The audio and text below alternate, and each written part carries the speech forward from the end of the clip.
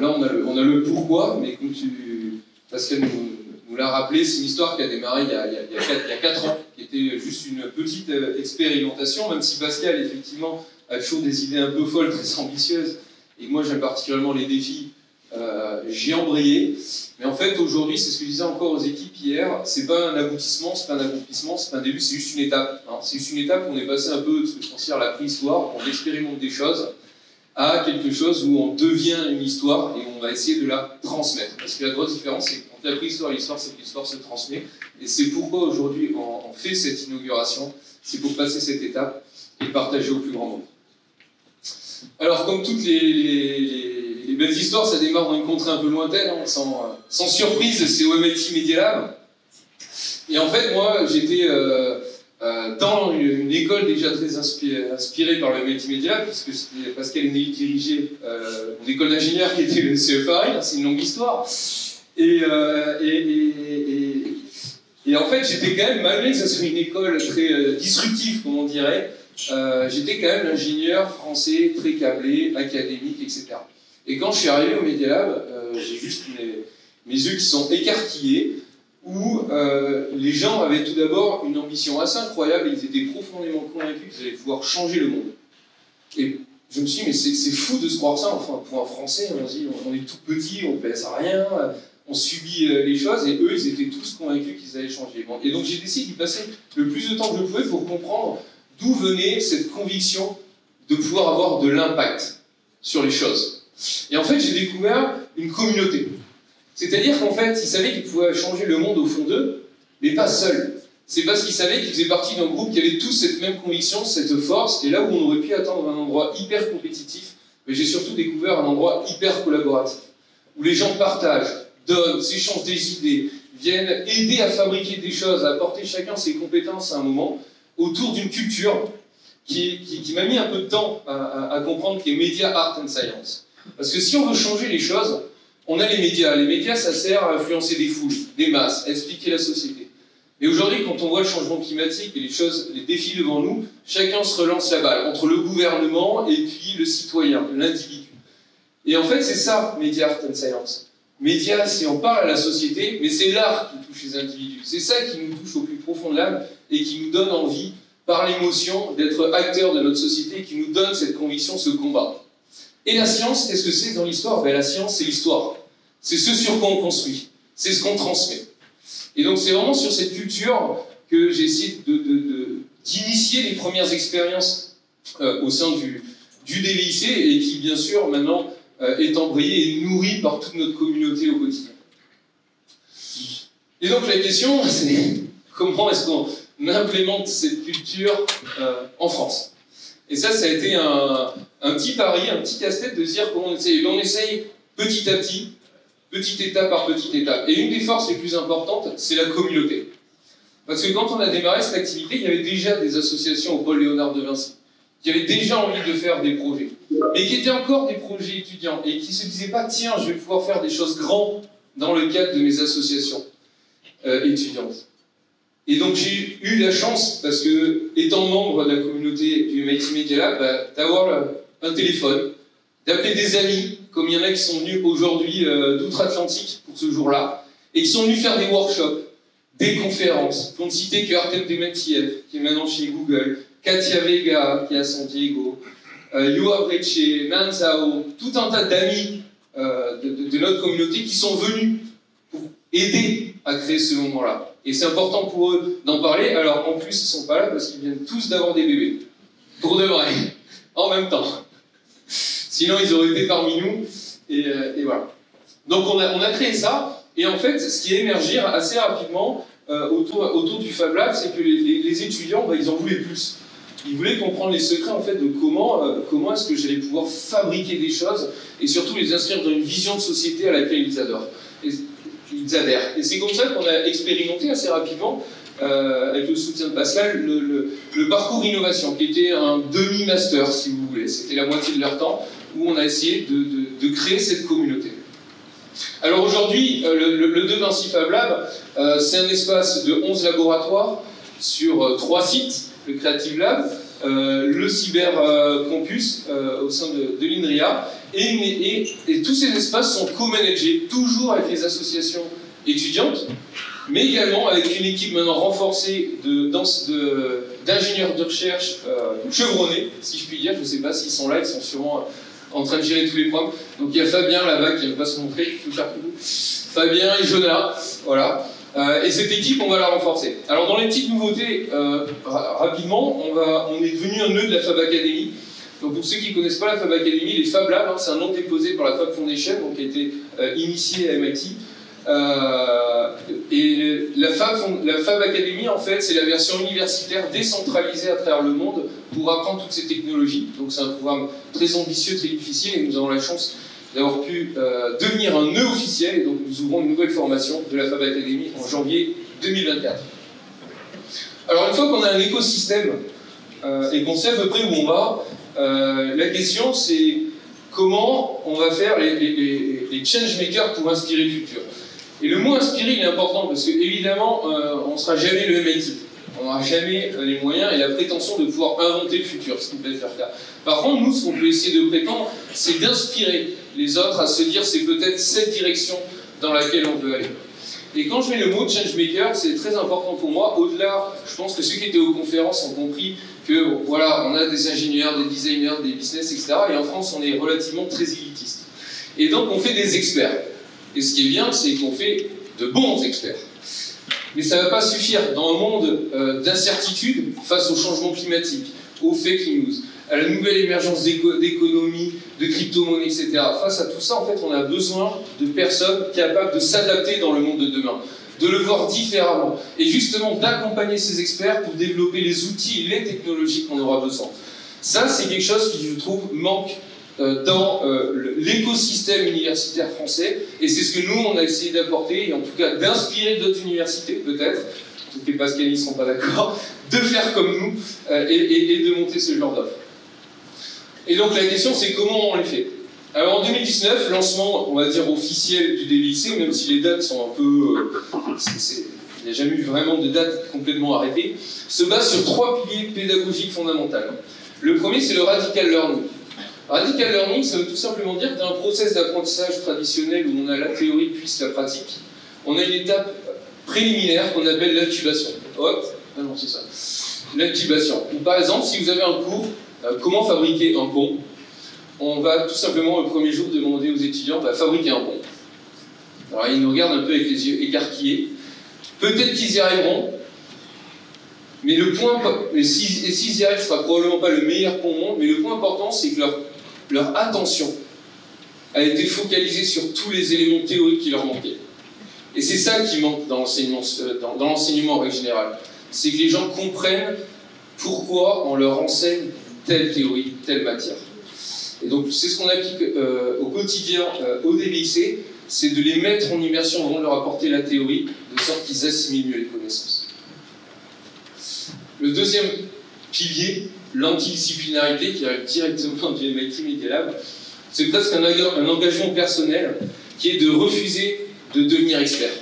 Alors qu'est-ce que ça veut dire? Ça veut dire qu'une fois qu'on a exploré tout un domaine, qu'on sent qu'on commence à atteindre un niveau d'expertise, c'est un acte volontaire d'arrêter et d'aller sur un autre domaine, de sorte à construire un arc-en-ciel de compétences, et non pas un peigne.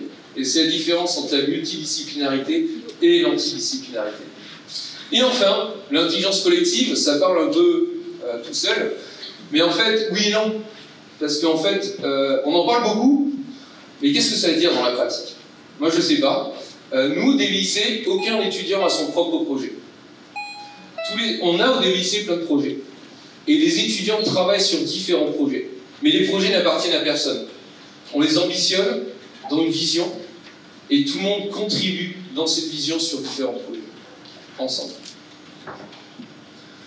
Alors, comment on est organisé? On est organisé en groupe d'innovation, c'est très sur le modèle anglo-saxon. Donc, le premier groupe que je dirige encore actuellement s'appelle Artificial Lives.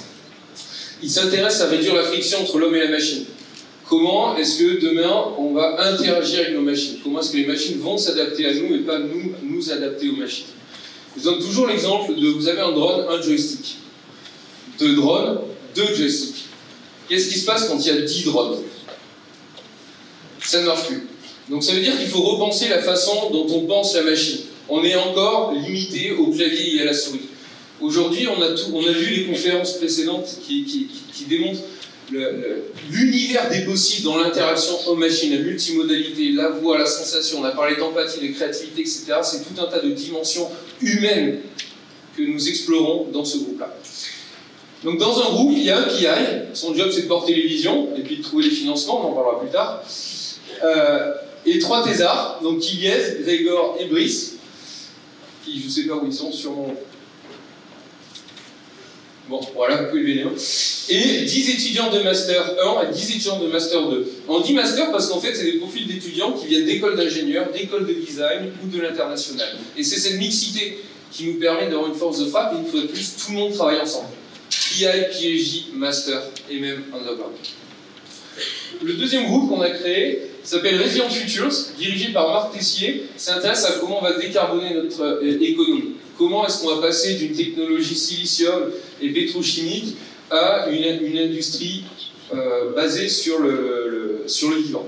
Donc on travaille beaucoup dessus sur le low-tech, sur comment travailler sur des bioplastiques, sur comment faire du cuir avec du marc de café, et même en thèse comment faire de la bioélectronique, de l'électronique même comestible.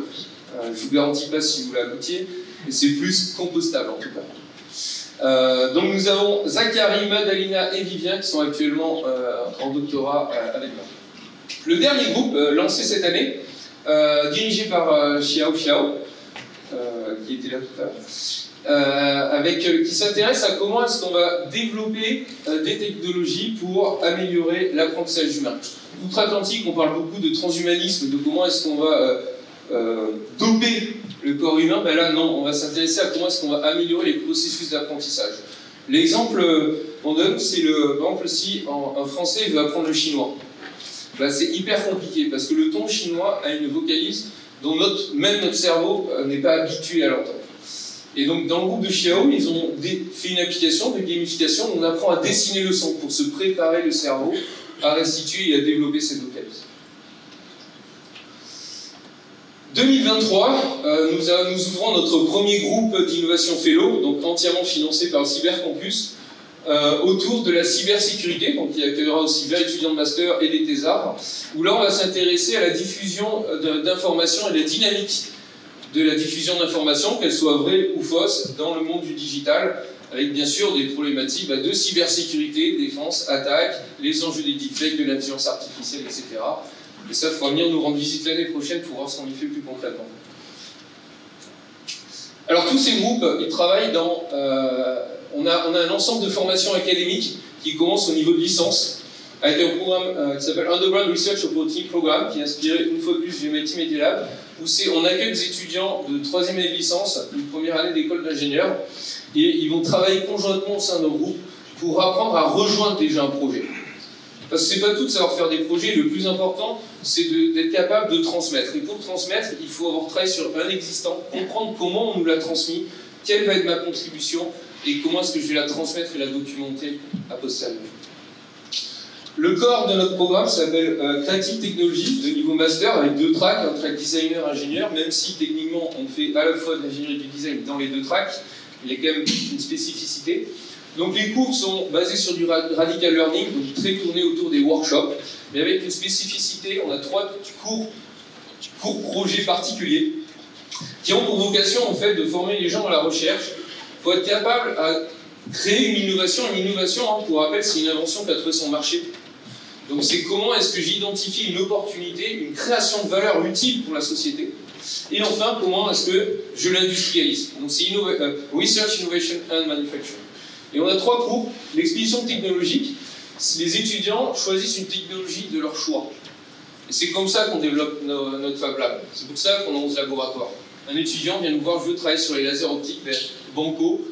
Nous, notre job, c'est de trouver le financement pour acheter un banc de laser optique. Et leur job, c'est d'atteindre l'état de l'art et de voir aujourd'hui, en 2023, qu'est-ce qu'on peut faire comme innovation avec des lasers optiques. Et ils produisent un tutoriel mis à la disposition de l'ensemble de notre communauté sur comment tester cette nouvelle machine. Le deuxième, c'est les projets d'innovation que vous aurez l'occasion de visiter. tout à l'heure, parce que tout à l'heure nous allons organiser des visites guidées au sein du DVIC, c'est un peu Walt Disney, donc vous aurez le droit de toucher et regarder tout ce que vous voulez. Donc je ne spoil pas trop, mais c'est nos plateformes technologiques portées par l'API. Le point un peu singulier, c'est le Quick Starter. Alors Kickstarter, c'est une plateforme de crowdfunding. Donc le crowdfunding, c'est on propose un projet et des gens à travers le monde vont nous préacheter le produit. Et donc les étudiants ont obligation, dans le cadre de leur master, à réussir à réaliser une campagne de Kickstarter dans laquelle ils doivent penser un produit, conduire une campagne de marketing, collecter les fonds, négocier des contrats avec des sous-traitants, faire sous-traiter, livrer les clients et faire le SAV. Et ça, c'est très formateur parce que même si c'est à petite échelle et des projets souvent très simples, hein, des goodies, vous aurez l'occasion d'en voir tout à l'heure, mais en fait, c'est entièrement formateur parce que ça montre la complexité des processus et la complexité du monde dans lequel on vit, ce qui permet d'avoir une perception plus juste le jour où on veut vraiment se donner le moyen de créer sa start-up. Alors enfin, on a un programme de doctorat, je vous ai parlé des thésards, on n'est pas une école doctorale, attention, mais on a des doctorants au sein de nos équipes, et nous avons là un Master of Science, Innovation and Creative Technology, pour accueillir des étudiants étrangers qui n'auraient pas suivi la voie royale française pour rentrer dans notre école d'ingénieurs lessive, mais qui souhaitent au demeurant rentrer dans notre programme. Alors, pour nourrir toute cette communauté, je vous ai dit tout à l'heure, Media Art and Science, comment est-ce qu'on casse le modèle académique, comment est-ce qu'on se challenge, comment est-ce qu'on pense d'une autre façon, comment est-ce qu'on développe, dans le cadre de son cursus, des réflexions philosophiques et éthiques, eh bien, on appelle des artistes. Donc au sein de l'IFT, nous avons une résidence d'artistes, donc on fait tous les ans un appel à projet de 15 000 € sur une thématique qu'on a discutée entre PI, qui nous intéresse, et des artistes candidates, et on les accompagne dans la réalisation de leur œuvre.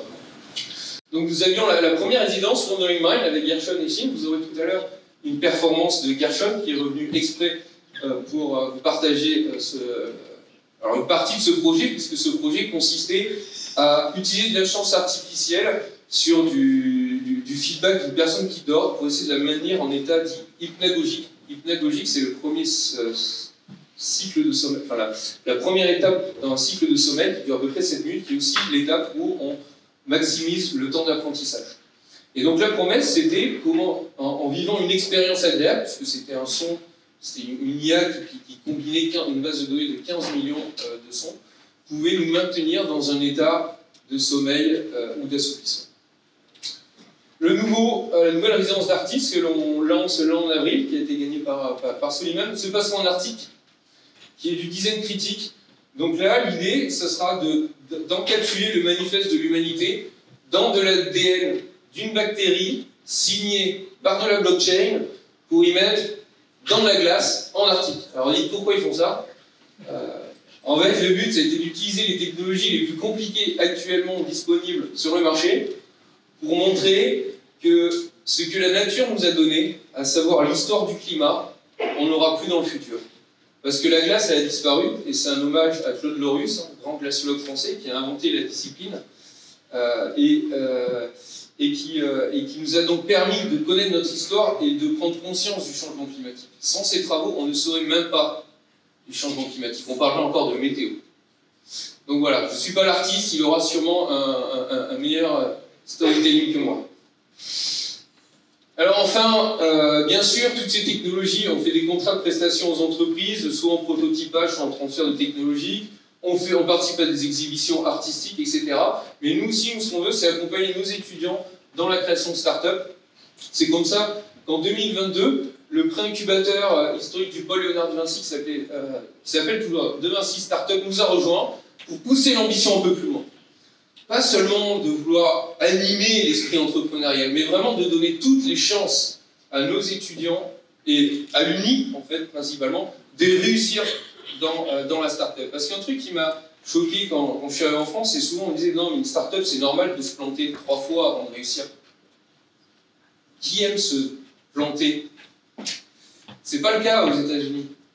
Et en fait, la seule différence, c'est que pour faire une start-up, avant d'être un start-upper, il faut d'abord être un gestionnaire d'entreprise. Et donc c'est ça qu'on va essayer d'instaurer. C'est une nouvelle offre dans laquelle on va former des CEO, parce qu'au DVC, on forme d'une certaine façon des CTO, et créer un écosystème de start-up accompli avec une chaîne complète de valeur, d'un Fab Lab, qui est l'outil de production, un centre d'innovation, un outil de production technologique, et un start-up, un outil pour valoriser tout ce travail. Alors c'est structuré en 4 étages. Promis, j'ai bientôt fini, on va tous pouvoir aller au cocktail.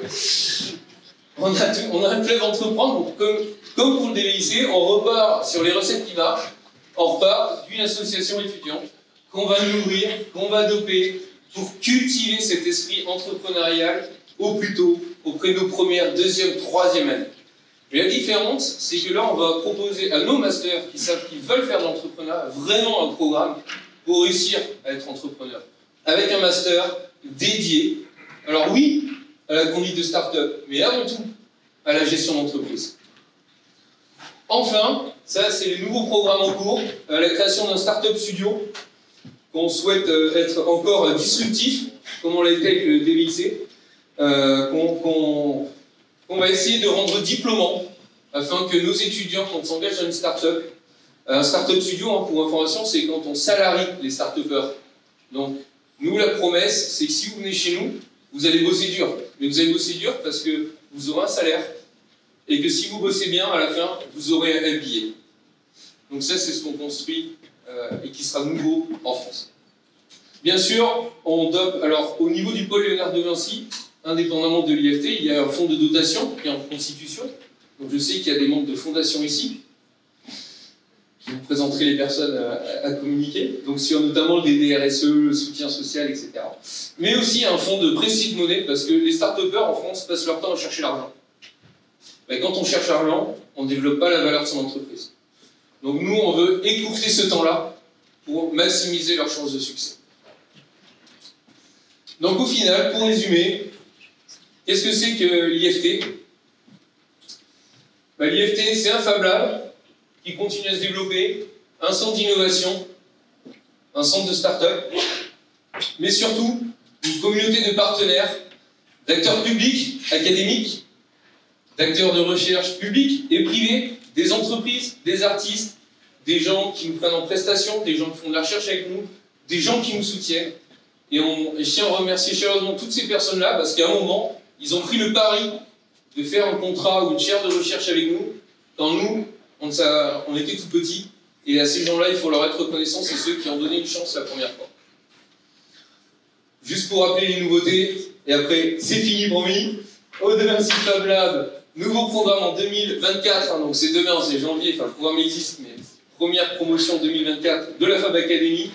Au niveau du DVIC, un nouveau groupe d'innovation, Cyber Dynamics, qui démarre en septembre prochain. Un nouveau MSc Innovation and Creative Technology, dont on a déposé la certification auprès de la CGE. On a attente de réponse, on croise toujours les doigts. Et enfin, un Startup Studio et des fonds d'investissement. Donc j'ai envie de vous faire un call for action. Si vous avez été convaincu par le pitch et ce que vous avez vu aujourd'hui, n'hésitez pas à venir nous voir à l'IFT. Le dress code, c'est on est tous en noir. N'hésitez pas à venir nous voir pour de la recherche, des collaborations, plus d'informations, des idées de contrat, des nouvelles idées pour nous aider à avoir des idées. On prend tout. Merci de votre attention.